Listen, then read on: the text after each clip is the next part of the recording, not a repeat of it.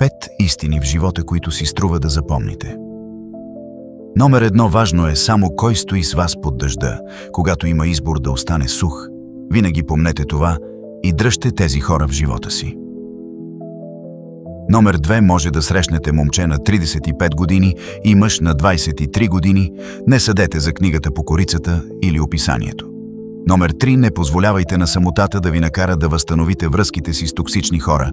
Не си струва да пиете отрова само защото сте жадни. Номер 4. Ако гледате хората в обкръжението си и не изпитвате вдъхновение, вие нямате обкръжение, вие имате клетка. Номер 5. Тези, които летят сами, имат най-силните криле. Затова летете колкото може по-високо, за да срещнете други хора с силни криле. Напишете в коментар: избирам себе си, ако сте догледали до този момент. Това показва, че сте един от малкото в това поколение, които наистина завършват започнатото. Ако сте абонирани за YouTube канала, спри да се лъжеш, значи сте избрали да растете всеки ден. Линк в описанието на профила.